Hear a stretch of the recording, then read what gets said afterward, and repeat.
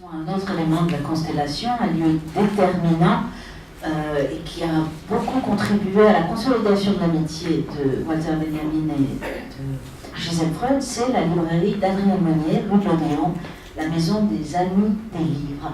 Alors, quelle relation Adrienne Monnier entretient-elle avec l'un et l'autre, avec Gisèle Freud et par ailleurs avec Walter Benjamin? Alors là, c'est un chapitre très important et en parler devant Laure Murat, c'est un peu compliqué parce que c'est la grande spécialiste, mais enfin je vais vous donner les éléments essentiels. Gisèle Freud rencontra Adrienne Monnier par hasard en mars 1935 en achetant Puissance de Paris de Jules Romain dans les bacs extérieurs de la librairie. Et comme Gisèle Freud parlait anglais, qu'elles font connaissance, Adrienne Monnier lui fait immédiatement rencontrer Sylvia Beach, que vous avez donc en photo, dans sa librairie Shakespeare & Company. Mais le mieux, c'est peut-être de lire le récit qu'en fait Gisèle Freud, parce qu'il restitue aussi toute cette époque-là. Par une matinée de mars encore froide, je descendais la rue de l'Odéon tout en regardant les devantures. Un chat dormait dans un fauteuil Louis XV, exposé chez un antiquaire. À côté, une crèmerie. Le propriétaire en blouse blanche rangeait des boîtes de fromage. Plus loin, je remarquais une petite librairie entièrement peinte en gris. Au-dessus de la porte, on pouvait lire en grosses lettres « La maison des amis des livres, société de lecture, librairie Adrienne Monnier ». Devant la vitrine était accrochée une boîte démontable remplie de volumes en solde. Je m'arrêtai pour la fouiller. Je découvris un petit livre de Jules Romain qui avait pour titre « Puissance de Paris ». Il avait paru en 1919 aux éditions de la Nouvelle Revue Française. Tout ce qui avait trait à Paris me fascinait. Le prix était des plus modestes. Je franchis donc le seuil et vis devant moi, assise à une table de travail, face à l'entrée, une petite femme, toute ronde, encore jeune, avec des cheveux châtains, lisses et coupés courts, occupée à classer des fiches. Au-dessus d'un pullover de laine à petit col rond, elle portait un gilet gris et, taillée dans le même drap épais, une longue jupe de forme paysanne dont les plis touchaient terre. C'était Adrienne Monnier, la propriétaire. Elle devait avoir un peu plus de 40 ans. Elle leva la tête et je vis qu'elle avait le front très haut. Ses yeux d'un brun vert reflétaient une intelligence aiguë non dépourvue de malice. Elle me regardait avec un sourire encourageant. Ses traits menus étaient finement dessinés, son teint rose d'une fraîcheur étonnante, et toute sa personne émanait la sérénité. Seul trait discordant dans ce visage paisible, des lèvres singulièrement minces. Il faisait chaud dans cette boutique, grâce au poêle à charbon qui ronflait doucement. Les murs disparaissaient derrière les rayons de livres couverts de papier cristal. Devant une longue table, plusieurs clients étaient en train de feuilleter les dernières parutions. De nombreux portraits d'écrivains étaient accrochés au mur. Je m'approchai timidement en tendant le petit livre que je voulais acquérir. Adrienne Monnier engagea tout de suite la conversation. Elle ne fut pas longue à savoir que j'étais étudiante et que j'avais fui le nazisme. D'une voix très claire et singulièrement haute, elle s'enquit de mes goûts littéraires et m'encouragea à prendre un abonnement, tout en me promettant de me guider à travers la littérature française contemporaine que je connaissais assez mal. Apprenant que je parlais couramment l'anglais, elle me proposa de traverser la rue avec moi, afin de me présenter à son amie Sylvia Beach, qui tenait une librairie anglaise presque en face. Sylvia Beach, à l'encontre d'Adrienne Monnier, était grande et mince. Elle vivait à Paris depuis la Première Guerre mondiale, mais n'avait jamais perdu son accent américain. Je me rendis bientôt compte qu'Adrienne et Sylvia étaient célèbres dans les milieux littéraires. Presque tous les écrivains de renom, mais aussi tous ceux qui débutaient dans la littérature, fréquentaient leur librairie. Celle de Sylvia Beach était le rendez-vous des auteurs de langue anglaise, tandis que la Maison des Amis des Livres réunissait les Français. C'est là que Paul Valéry parla pour la première fois en public, que Gide lut les pages de Nourriture terrestre, que Jules Romain fit connaître en 1917 son Europe, que Léon-Paul Fargue lisait ses poèmes, Apollinaire, Paul Claudel, Valéry Larbaud, James Joyce, T.S. Eliot, André Breton, Louis Aragon, Paul Éluard. La longue liste de ceux qui avaient fait de cette boutique leur lieu de réunion était un tribut impressionnant à la femme qui y régnait. Je devins un visiteur régulier de la rue de l'Odéon, où je rencontrais beaucoup de mes futurs modèles. Ça, c'est pour la rencontre donc, entre Gisèle Freud et Adrienne Monnier. Par ailleurs, Adrienne Monnier fut une des rares personnes avec lesquelles Walter Benjamin se lia réellement d'amitié. Vous avez là, juste pour l'indication, la fiche de lecteur de Walter Benjamin d'abonné à la bibliothèque d'Adrienne Monnier.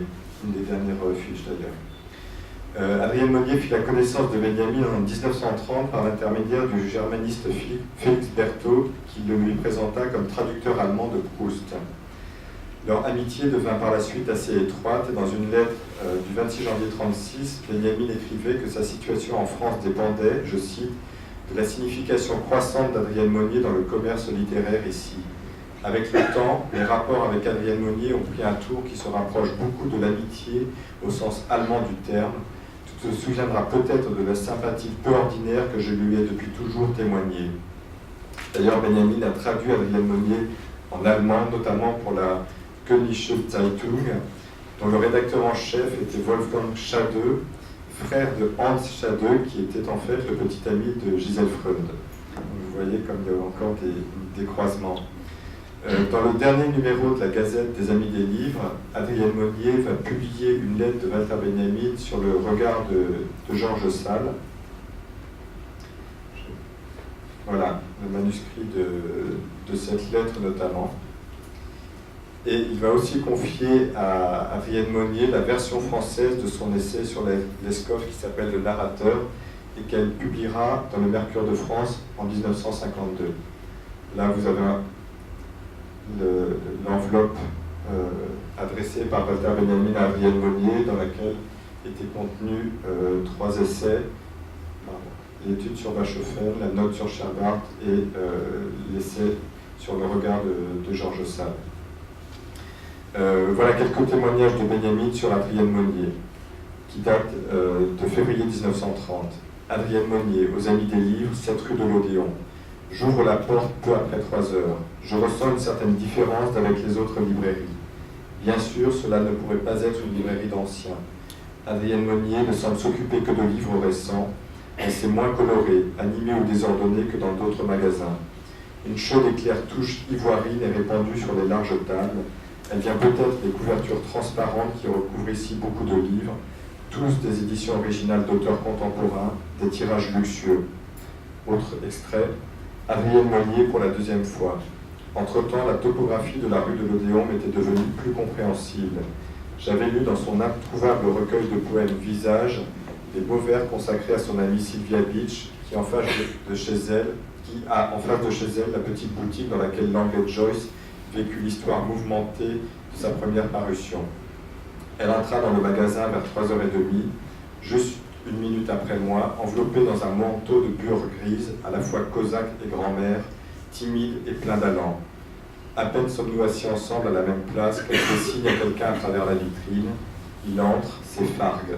Comme il fait très beau sur Paris, un peu froid avec du soleil, que nous sommes tous comblés par cette beauté, là, dehors, et que je raconte ma flânerie autour de Saint-Sulpice, Fargue laisse tomber qu'il aimerait y vivre. Et alors les deux se lèvent pour un extraordinaire duo sur les prêtres de Saint-Sulpice. Et dernière chose, cette lettre émouvante de Walter Benjamin à Adrienne Monnier, qui est une des toutes dernières qu'il lui a envoyées en juin 1940. Je pense à vous, je penserai à vous sans cesse tant que tout danger ne sera pas écarté de Paris. Je vous retrouve, non seulement en songeant à Paris et à la rue de l'Odéon, que je voudrais vouer à la plus puissante et à la moins sollicitée des divinités protectrices, mais aussi à bien des carrefours de ma pensée. Alors je voulais vous lire le témoignage d'Adrienne Monnier sur Walter Benjamin, mais ça va être un peu long. Juste signaler qu'Adrienne Monnier faisait des catalogues thématiques d'écrits. Et donc là, dans un catalogue où elle évoque le travail de la machine, le capital, le socialisme et le communisme, l'idée démocratique, tout en bas, vous voyez recommander l'essai de Walter Benjamin, l'œuvre d'art à l'époque de sa reproduction mécanisée de 1936. Et un peu plus loin, l'avant-dernière ligne, Gisèle Freund, la photographie en France au XIXe siècle. Dans le carnet percé retrouvé de Gisèle Freund, elle revient sur cette amitié avec Adrienne Monnier et sur les raisons, selon elle, pour lesquelles Walter Benjamin cultivait aussi son amitié avec elle, Gisèle Freund. Ce n'est que bien des années plus tard que je crois déceler pourquoi Benjamin avait un intérêt tout particulier de me fréquenter. À partir de 1935, j'étais très lié à Adrienne Monnier. J'habitais chez elle, rue de l'Odéon. Elle m'avait recueilli pour me protéger des griffes de la police, et Benjamin et Adrienne se connaissaient. Je l'avais rencontré bien avant l'époque hitlérienne, quand il venait à Paris pour interviewer des écrivains comme Gide ou Valéry pour ses articles dans la Literarische Welt, et ne l'estimait pas seulement pour sa connaissance extraordinaire de toutes les choses littéraires, son intelligence et compréhension de la chose. Mais Adrienne a joué un rôle énorme dans le monde littéraire entre les deux guerres et a été liée amicalement avec les plus grands, comme Valéry ou Gide, mais aussi avec les jeunes. Sa modeste librairie, la Maison des Amis des Livres, était un lieu de rendez-vous d'écrivains du monde entier, surtout de ceux qu'on comptait parmi l'avant-garde. Elle n'était pas seulement, étant libraire, l'intermédiaire entre l'écrivain et le public, mais elle attirait tous ceux qui s'intéressaient à des problèmes littéraires par ses jugements et son esprit. Donc, pour Benjamin, qui se sentait très très isolé, d'être en rapport avec elle était de la plus haute importance. Mes relations amicales avec Adrienne lui donnaient donc la possibilité d'entrer de nouveau facilement en contact avec elle, car quand elle apprit par moi qu'il vivait maintenant à Paris, elle l'invita. L'autre raison de Benjamin de me fréquenter était mon passé politique et ma fréquentation de gens qui étaient politiquement engagés, des Français et des réfugiés qui, déçus du Parti communiste allemand, avaient quitté ses rangs. Quant à moi, je n'avais jamais appartenu au Parti communiste à proprement parler, mais en Allemagne, j'avais appartenu au groupe des étudiants communistes. Déjà, il y eut scission entre ceux qui étaient fidèles à la ligne et ceux qui ne pouvaient plus accepter sa politique. Mais avec l'avènement du fascisme et des expériences personnelles en face des nazis à l'université, tous ceux qui combattaient le fascisme s'étaient regroupés ensemble pour le combattre.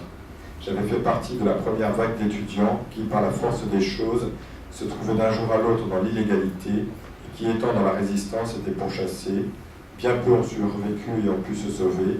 J'avais quitté Francfort d'une heure à l'autre pour sauver ma vie. Là, on ne va pas avoir le temps de lire un autre témoignage de Gisèle Freud sur Walter Benjamin, où elle redit cela, que Benjamin l'a fréquenté aussi parce qu'elle avait eu une expérience concrète de la résistance politique au fascisme et que ça l'intéressait lui, qui n'avait eu qu'une expérience en quelque sorte intellectuelle.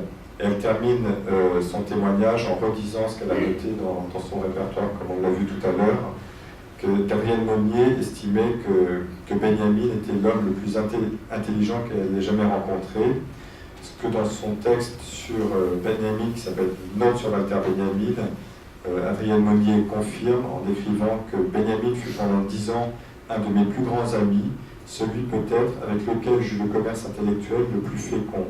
C'est beaucoup en pensant à lui que j'ai écrit en 1938 mes réflexions sur l'antisémitisme. Sans doute fut-il touché par mon zèle, mais il n'avait pas d'illusion. Pour terminer, dire que Gisèle Freud se considérait en quelque sorte comme la fille adoptive d'Adrienne Monnier et que l'affection était réciproque, même si Gisèle Freud insiste bien à plusieurs reprises qu'elle connaissait plusieurs écrivains français d'importance avant sa rencontre avec Adrienne Monnier. L'appartement d'Adrienne Monnier est resté le point d'attache de Gisèle Freud jusqu'en 1940. C'est là où elle avait installé dans un cagibi de l'appartement sa chambre noire. Ce qui explique notamment les lettres d'invitation communes de Gisèle Freud et d'Adrienne Monnier envoyées à Walter Benjamin. Par exemple, cette lettre du 3 novembre 1938, signée Gisèle Freud. « Cher ami, je suis très contente d'entendre que vos affaires vont bien. Aimeriez-vous d'aller avec Adrienne et moi au dîner des Cahiers du Sud? Ce dîner aura lieu un soir de la semaine prochaine, mais je dois vous prévenir que l'inscription coûte 35 francs. Le dîner aura lieu à l'Alsacienne, Bollmich. Si cela vous chante, donnez-moi des signes d'entente cordiale. Je crains, en ce qui concerne notre dîner à nous, que cela ne se fera pas avant 2 semaines, puisque la pauvre Adrienne est écrasée par le travail. J'espère que vous vous portez à merveille et que vos victoires, en ce qui concerne vos batailles sur l'échiquier, sont innombrables. Cordialement, Gisèle Freud. » Alors là, pour terminer sur ce chapitre, voici l'annonce de la projection de photographie en couleur faite par Gisèle Freud, projection que vous retrouvez dans l'exposition à côté. Et ici, la liste de toutes les photographies en couleur projetées.